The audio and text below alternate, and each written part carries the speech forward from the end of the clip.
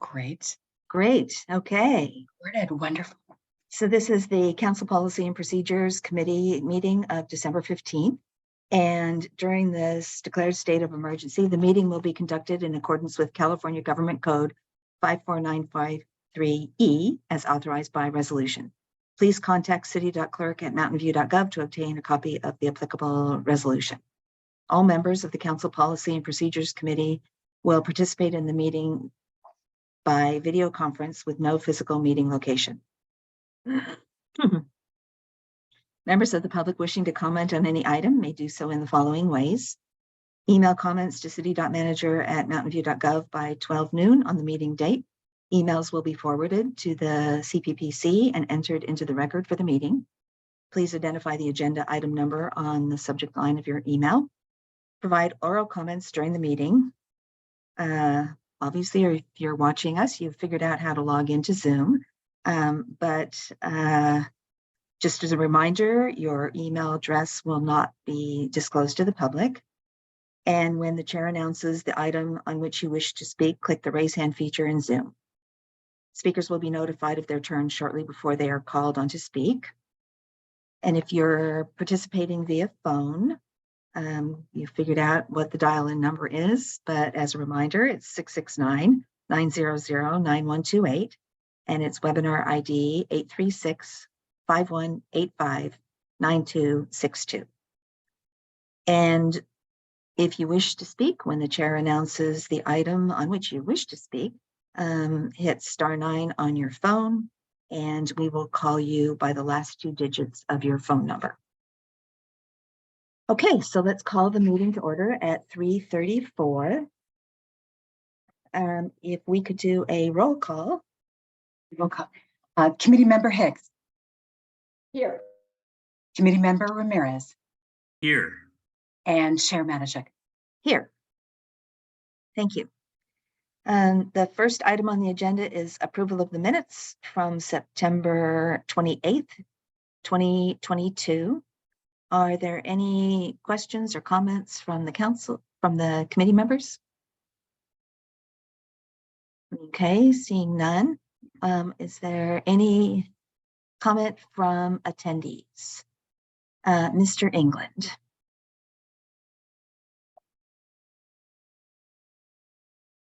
Took a second to get the unmute. Thank you, Chair. Yeah, in the minutes, it has for the open public comments at that time, it mentions that I raised several issues and highlights some of them there, but it's not at all clear to me where they go from here. So I might bring this up again during the open public comments, just trying to find a path forward on those items that I raised at that time. Thanks. Thank you. Okay, we'll bring it back to the committee. Committee Member Ramirez. Thank you. I'm happy to move to approve the minutes. Thank you. Committee Member Hicks. Second. Thank you. Can we take a roll call vote? Committee Member Hicks. Yes. Committee Member Ramirez. Yes. And Chair Matichak. Yes, that passes unanimously. Thank you. So the next item is oral communications from the public, and this item is reserved for people wanting to speak on items that are not on the agenda, but the committee will not be able to act on any of the items that might be raised. So we'll start with Mr. England. Hi, thanks again, Chair. So as I mentioned, a number of items, I'm not going to repeat them, but would be helpful for me to have a path forward somehow. I could put them in an email and send them off to you for possible action next year, but again, not clear entirely where to go forward. Some of these things I am committed to bring back to outside community groups, and so it is important for me to be able to find, close the loop on them.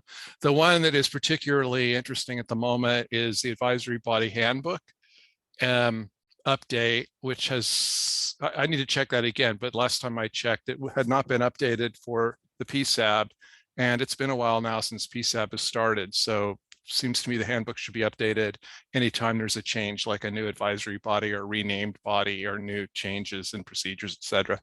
Thank you. Thank you. So yeah, I would suggest if you want to put the items in an email and send it to the city council, and then the staff members responsible for those areas do respond. Okay, thank you. Thanks.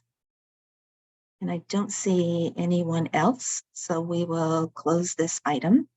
And we'll move to item 5, which is amendments to the Council Code of Conduct and Council Policy K2. And Oh, sorry. yes, sorry. Go ahead. No, I was just going to say, did you want to do any sort of summary presentation or anything?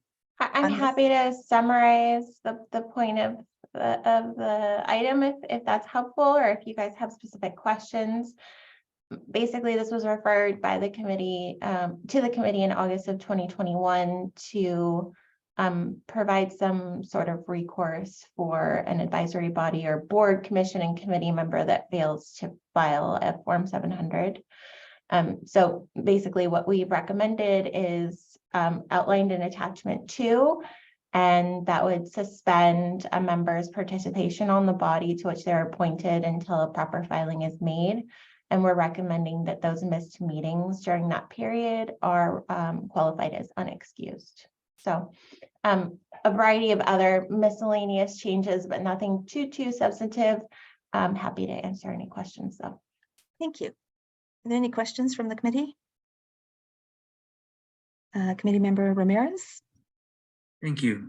There's really nothing I found controversial in the modifications proposed, but I did want to ask, this is a question that actually came to the council, or I think it was item 4.7 on Tuesday, regarding the lateness. And so we identify applications that are late to the park.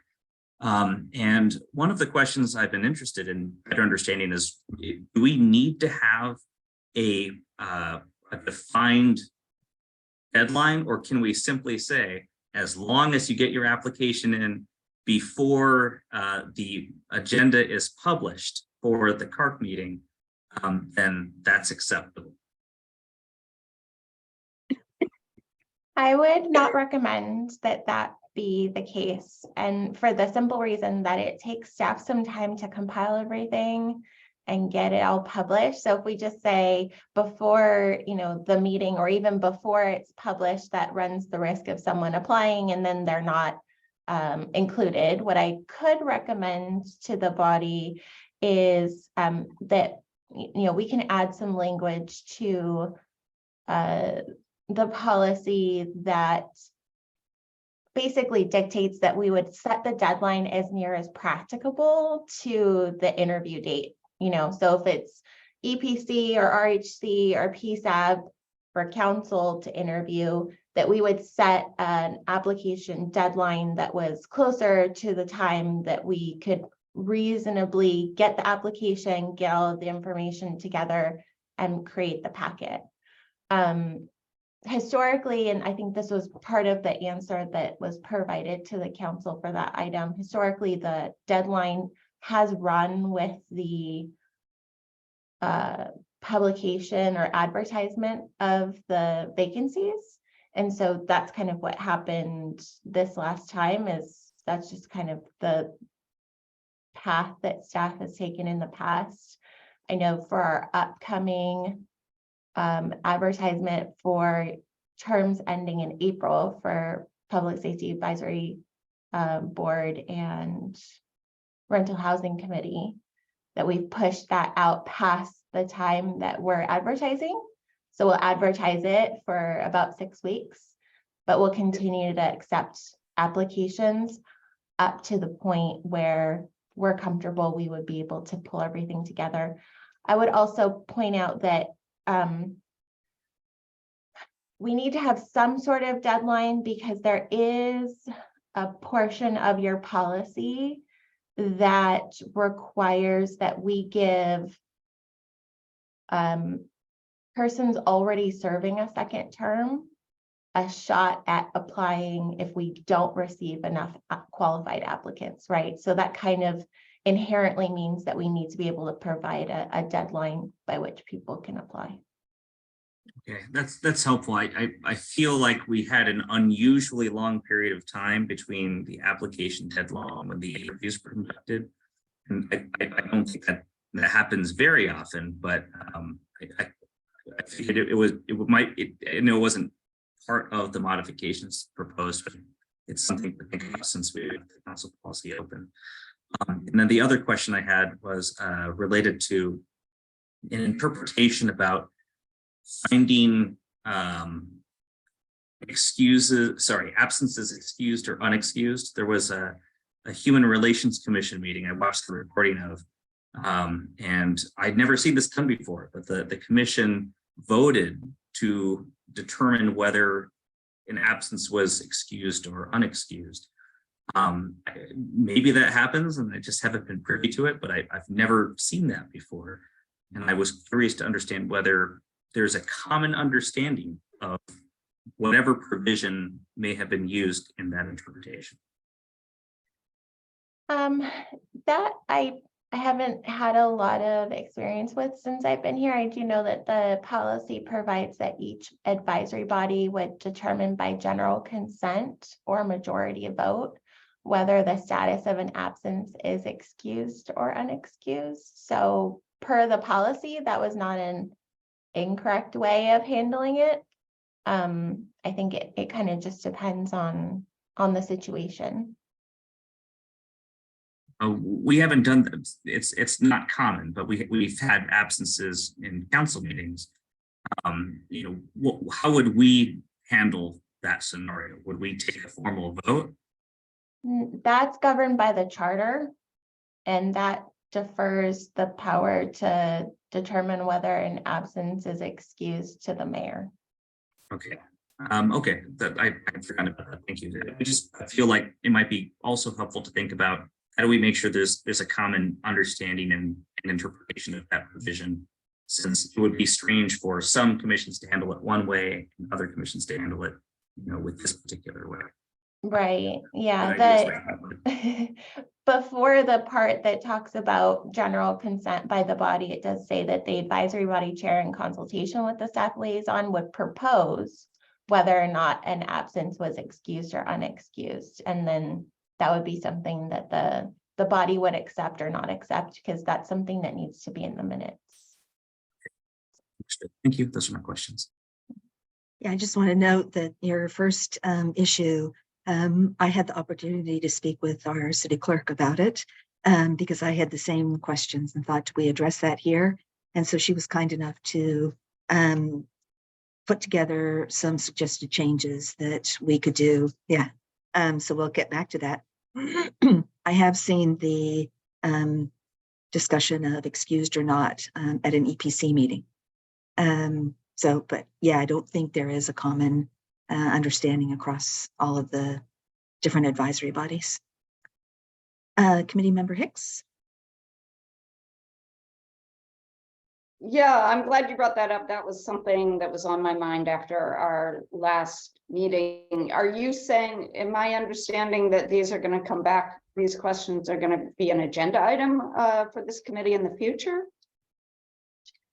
So I think, I think the question of absences, excused or not, is already in our policy.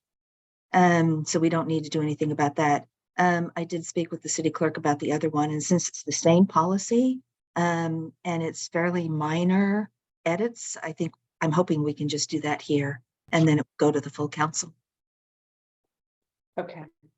Yeah, the other one I think about is because most of the decisions were made around frameworks of absences and lateness and so forth. The other one is whether people had attended a meeting or not, might be something that's more prominent, but that maybe we can take up as a whether applicants had ever attended a meeting. Maybe that's something we should discuss, but I guess I'll maybe bring that up at another time. Anyway, my question, the reason I raised my hand was, I just wanted I have no objection to the proposal, but I just wanted to know, is staff having trouble getting advisory body members to complete the FPPC filings? Is that and needs some clout for that? Is that the reasoning behind this? Chair Matachek may have a little bit more insight into, I believe it was on your ask to have this referred to this committee. We have had a handful of, kind of difficulties, but definitely not a overwhelming issue. But yeah, we have had, some difficulties in impressing upon people the need to comply with, the council's resolution and dictating who would be a filer. Okay, yeah, I mean, this isn't an issue I have a strong opinion on either way, so I just wanted a little more background on what was, I'd be open to being informal unless there were problems that Yeah, it's this was solving. It's my understanding that there are, has been a handful, but I think the city clerk does a lot of, takes a lot of action to try to explain the importance and help the person before it becomes actually a real issue, like with the FPPC, say. City Manager McCarthy. Thank you, Chair Matachek. So I can say that we have one smaller commission in particular that we may have challenges with Form 700s in the future, the DRC. And I have been working with the Community Development Director, Arti Shrivastava, on the options going forward for what the DRC might have to look like, or might need to change to, because it is absolutely going to be a challenge for that commission, which really isn't like a commission. It's more functions almost more like consultants. So we're rethinking how that is done. And so I would just flag that for you all, that is one that we're having to look at. Thank you. Committee Member Hicks. So can you tell me more about what you mean about, I mean, I have thought the DRC have been fairly good. So are you meaning choosing new people or a new process, or what are you thinking through? The challenge is that there's very few people on that, and they're generally architects. And in the future, it may be very difficult to find people who are willing to serve, who want to file Form 700s. Very challenging, very challenging. So what's the solution? That's what we're working through right now. Are you leaning towards non-architects or having them be consultants or something else? Probably would be more the latter, the consultants, but they might still have to file Form 700s. So, and I think if our city clerk may have some more context on this as well. But yes, I think regardless, it sounds like they would likely have to file Form 700s. But we are still working through what the options are and the challenges, but it's certainly something that we're going to need to be thinking about, because it could prohibit us even having anyone from serving on that in the future.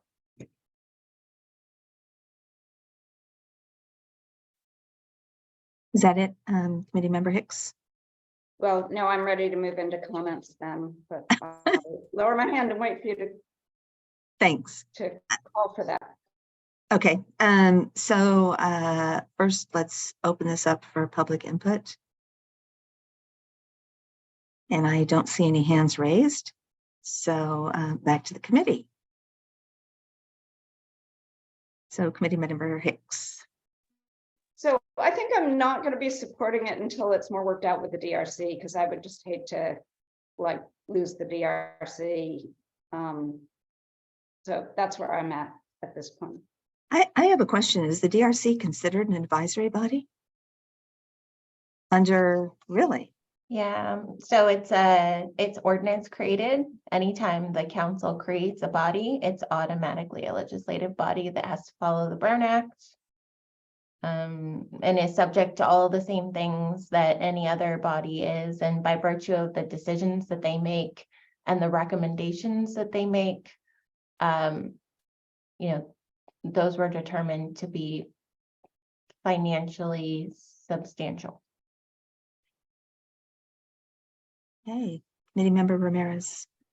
Thank you. Well, I was actually prepared to move the staff recommendations and include, it sounds like you had discussed with the city clerk some potential solutions to the application deadline issue. So if there was language, Chair Madich, I'm totally open to including that. But I feel pretty strongly about, I would want to know if members of the DRC had a financial conflict of interest, right? If we have an architect who has worked with a developer, on a routine matter and has accepted compensation from them, that's really important for us to know, because as a matter of routine, we accept their recommendations generally uncritically. So I actually I didn't realize that they didn't file form 700. So I'm glad that they're now supposed to. And I think it's important that anybody who is required to file the form 700 be in compliance with the law if they want to serve on any of our appointed bodies. So I'm comfortable with the recommendation. I am eager to see where the city manager and the community development director end up going to resolve this issue. Personally, I don't have a lot of sympathy for folks who say, I don't want to file a form 700. That's their prerogative, but then they wouldn't be in compliance with the law. And if I didn't want to file my form 700, then I shouldn't be on the city council, right? But I'll go ahead and rather than make a motion, I'll see if there are other things that we wanted to consider. So I also appreciate the city clerk. It sounds like you've been, as the chair had mentioned, holding a lot of hands as people who are not accustomed to filing the form 700, now are finding that they're required to. So I'm grateful for your work and helping keep people in compliance with the law. Yeah, so I'm actually also supportive of including this change that you have to file a form 700, and if you don't, then until you do, you can't participate. Because I agree with what the mayor said. It's important to know who's got a financial interest in something. I also appreciate all of the other small changes that were made to the policy to clean it up a bit. So thank you for doing that. I did get some changes, and I don't know if the other committee members have their packet open, because it'd be easy to reference the changes to address the deadlines for applications. But to give the city clerk's office a little bit more wiggle room, we're suggesting that on page 2 of Council Policy K2, that it say 5 months, and let me get the exact section.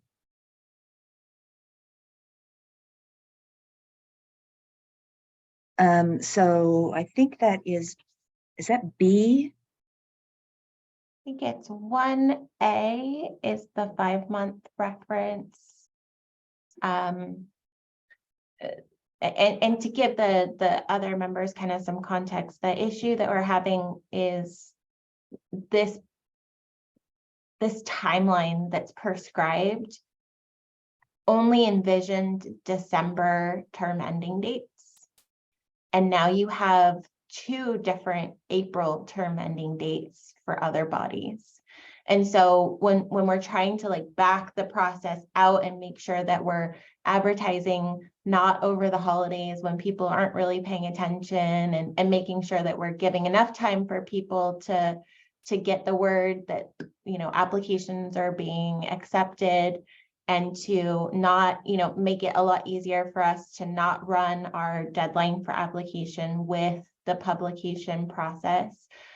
It would give my office more flexibility if we just removed the prescriptive time and just say prior to term expirations, and leave it to us to make sure that we're getting the advertisements out well in advance, and we're aligning the deadlines more closely to the interview dates. Sorry, I misstated that. Yes. So it's procedures 1A, to be very specific. So we would remove 5 months. And then on the next page,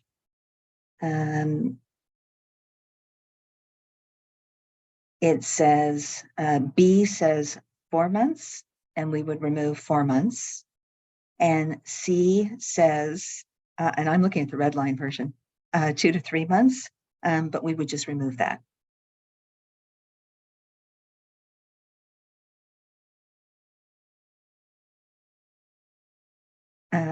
Committee Member Ramirez? Thank you. So I'm comfortable with this. Just to parrot back what I think I heard, the intent is to give the city clerk's office flexibility to discern the time frame, and that would include also the deadline to submit an application. And then, I guess taking it a step further, that would allow us to have a deadline that is as close as reasonably possible to the date when the interviews would occur. Yeah, actually, she had some suggested wording. Section B. And unfortunately, I didn't write down section B of which section. That would be 1B. Under procedures? Yeah, so 1B where it talks about There it you know, is. how we would appropriately advertise. We could add a little language there.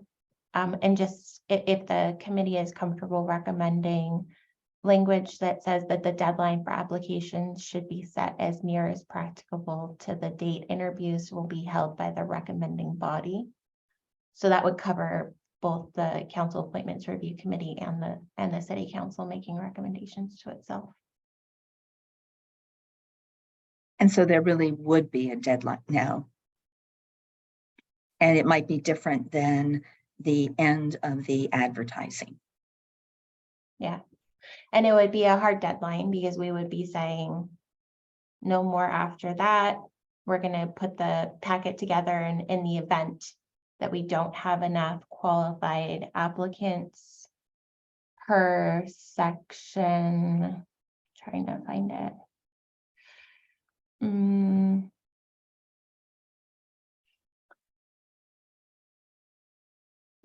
Insufficient. It's that very next paragraph. It says additionally, the city clerk shall send all current applicants a new application form, right? And in the event an insufficient number of new applications are received by the end of the advertised application period, the city clerk shall provide an application form to incumbents serving a second term. So that would give us the flexibility to make that date align properly and get the packet out as well. Do you guys see where that is? I just want to make sure. Allison? Okay. Committee Member Ramirez? Thank you. Well, I'm happy to move the staff recommendation and include the revisions that were just read into the record. Thank you. And I'll second it. Committee Member Hicks? Yeah, and then I'm not going to be voting for it. And while I appreciate, you know, what you're saying about people should, you want people to do disclosures and you want to be able to see if there are conflicts of interest. The problem that I have is that I feel that many people believe that the DRC is very important, particularly as there's, you know, kind of the state is cutting back on the ability to comment on projects. And we haven't had this policy in the past, and I don't know what's going to happen to the DRC. Is it going to, you know, disappear, or, you know, is nobody, and for a while, and we have no DRC, or are less qualified people going to be put on it who maybe aren't architects? I don't know where we're going with this in that particular, and I don't feel that particular aspect of this has been thought out, and it's really important to people. So I will not be supporting the motion. Committee Member Ramirez? Thank you. I guess a quick question for staff. My understanding is we don't determine whether a body files a Form 700 or not, that's state law. Regardless of any action we take, it will still be required. The DRC members are still required to file a Form 700. That's out of our hands. Yes, committee member Ramirez, that is accurate. So if we have to remove DRC from the ordinance as a review body or as an advisory body, so that meetings can be held, Form 700s would still be required. So that's what we're trying to navigate through. Okay, and then maybe just taking this again a step further. Do we understand why members of the DRC would be reluctant or unable to file a Form 700? Is there a special reason? I am not aware of the specifics. Okay, it could be that they just don't want to. There's, I mean, Perhaps, yeah, perhaps. Some people just don't want their personal stuff put out there. Not that there's anything nefarious about it. They just, might not want personal information or just stuff out there in the public realm. So it wouldn't be that unusual. But again, we are not the ones that are saying who can and can't file them. It is set by law, and the city attorney's office has advised specifically on which boards and commissions do need to be filing them. So this may be a challenge for us, which is why we're having to kind of think about how it functions, and because it's architects that serve on that board, and they function almost more like consultants. So we're having to talk about it further. I don't have all the answers, but it is potentially a challenge, and it could just be a personal reason for it. Committee member Hicks. So now what I'm hearing is that this has always been the law. It's just not in our, I don't remember the name of this. My cat is sitting on my paper. It's just hasn't been, we just don't have it on the books yet, but it's the law anyway. So we're not really okay, well, that's kind of different. I'm still worried about the DRC though. Okay, in that case, I'll vote for this, but I will be worried. Okay, can we have a roll call vote? Yes. Sorry. Committee member Hicks, Yes. Committee member Ramirez, yes. Chair Matichak. Yes. That Carries. passes unanimous. Thank you, sorry. No worries. Okay. The next item is 5.2. And this item is a brief item for the committee, which is an update on your work plan, your action plan for the year. We are doing this at each meeting that we hold to ensure you're aware of what's currently on the agenda. And you'll see that a number of your items have been accomplished through your first 2 meetings. And going into 2023, you have 2 items that would be beyond this update that is also noted, which would be Council Policy A2 to look at some minor level cleanup items that would be in conjunction with our finance team working on that. And you also have Council Policy A15, which is the shoreline ticket policy. There are some additional modifications. You may recall that came to you not so long ago, but there are some additional modifications that our Community Services Department would like to be making sometime in the spring. So both of those items will be carried forward, and then we'll also include an update as well as any other items that come before us for referral. That concludes my brief report. Great, thank you. Are there any questions from committee members? Committee member Ramirez. Thank you. For my benefit, is this an appropriate time to suggest an additional item? No urgency. This would be okay. Yes, this would be. We can incorporate that in and then add that to your work plan. Okay, thank you. I had intended to bring this up Tuesday night, but was incapacitated and unable to do so. So I figured I might as well bring it up. And the city manager and I have talked about this, but it may not be this might not be the right body to consider it, but I figured it would be worth a discussion.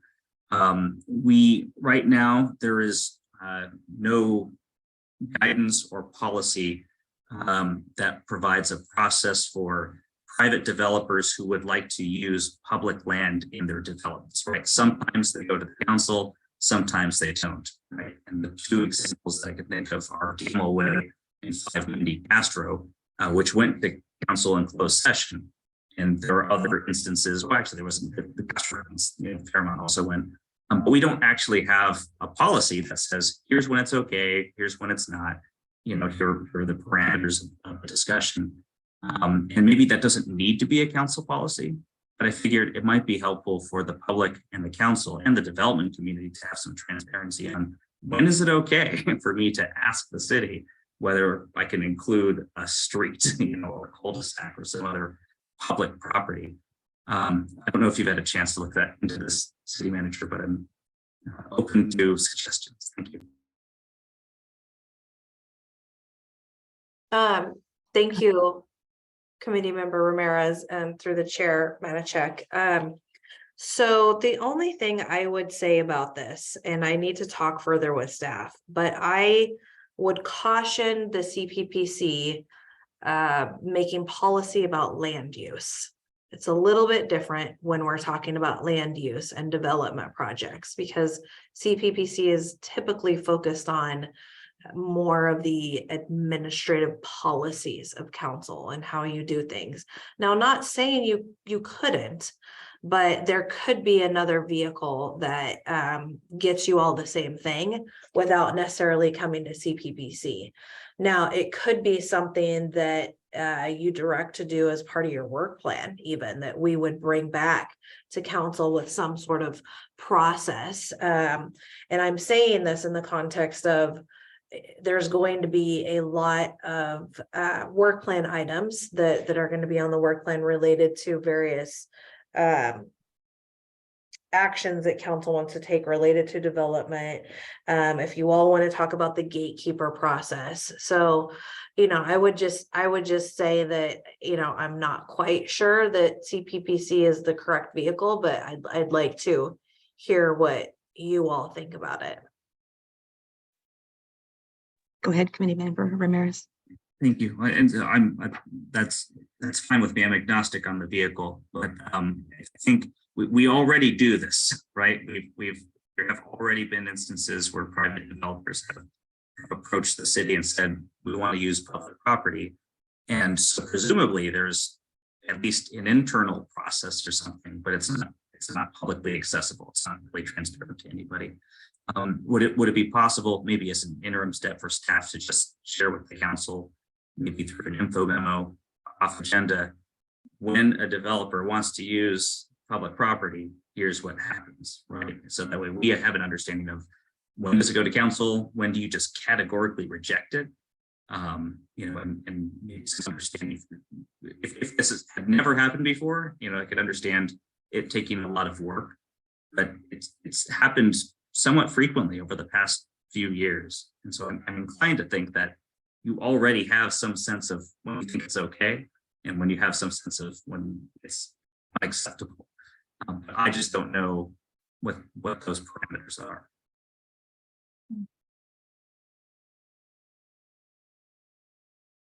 So I'll just add, I think that's an interesting item to bring up. And I do think it is good to have things known rather than have people guess what the process is, and different people use different processes. But I am all for figuring out what is the right forum for this to be addressed. It doesn't have to be the CPPC in my book. And I'm okay with it being someplace else, but I do think it would be good to have information on it and understand it. And so I'm fine with a memo for now. And if we want to bring it up as a work plan item, that works for me. Committee Member Hicks. Yeah, I think it's definitely a good topic. I'm glad you brought it up. I think it is something that we need to talk about and vet a little. I can see why you wouldn't want to put it on the CPPC, as a land use policy. On the other hand, The good thing about giving it to a committee is that there's so much on our work plan. I honestly don't know what I'd take off to put that on. And to some degree, I kind of like the idea of putting some of these things that are maybe not as big as some of the things that we discuss during council meetings, say the housing element. Some of these smaller items, giving them to committees might be a way to kind of break that log jam. I'm not sure if this is the right committee, but I'm not totally behind putting everything on our work plan and then saying we can't do half of them. Because I don't know what I would ditch for this, even though I want to talk about this. City Manager McCarthy? Thank you, Chair. So I think it's absolutely doable for us to prepare, at least for now, an off-agenda memo for council, just so that you all can understand right now just the context of decision making. And then once we give you that, maybe if there's interest to take it further, then that's something that council can raise. And if it should come via CPPC or otherwise, but we can at least give you the lay of the land first so that you understand. And I will say that, there's probably some things that are like decisions are made because of certain precise plan rules or determinations or general plan rules or determinations, and others may be more of an art than a science. But I can I'll talk to staff and we'll get you information in a memo so that you're better informed about it. And then we can go from there. If you want to codify something or really think more about digging deeper into what you may or may not allow staff to decide versus council. I'm good with that. I see 3 nodding heads, but let me open this up for public input. Mr. England? Thank you, Chair. So on this agenda item, this is where you're talking about future agenda items and items on your work plan. This is where the advisory body handbook maybe should appear. I did, meanwhile, have a look at the current version. It's from late 2021. It does include PSAB, so that's good, but it is not ambiguous. It's not consistent as far as whether members can be non-residents or not. The Performing Arts Committee, Senior Advisory Committee, and Visual Arts Committee all say one member can be a non-resident, and none of the others say, either way. Meanwhile, the Code of Conduct and the K2 documentation just say resident of Mountain View. So it's really unclear. And the information and the reason it came up is that there was a member of PSAB who's a student. And so she's kind of living at home with her parents. So she has established residence at her parents' home, but she's actually going to a campus that's outside of Mountain View. So it was ironed out and that member was able to continue, but that's how the issue came up. And it seems to us, those of us looking at this, that this should be codified and made clear in the supporting documentation. That's why the ask, but it's not in this document that you have for this agenda item. So again, I'm a bit lost in what to do. I can send an email to all city council as the chair suggested. I'm not sure it's the right way to go, but that's what I'll plan on doing unless I have further guidance. Thanks. Thank you. And we'll close public comment and bring it back to the committee. So, man, this, whatever I have is hanging on. I think we have resolved the first one, that we will have a memo on the topic. Is there anything else anyone wants to bring up? I do still think sending an email, Mr. England, is the right way to go, because then our city clerk can answer your question regarding the handbook. Couldn't think of the word, handbook. Yep. Okay. If there's nothing further on this one, okay, then we'll move to item 6, which is committee staff comments, questions, and committee reports. Does anybody have any?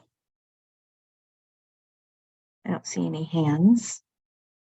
Okay, then we will adjourn the meeting at 4:17. Thank you all very much. Good meeting. Thank you. Thank Thank you. you. Thank you, everyone. Happy Happy holidays. holidays. Happy Bye. holidays. Yeah. Bye now. Bye.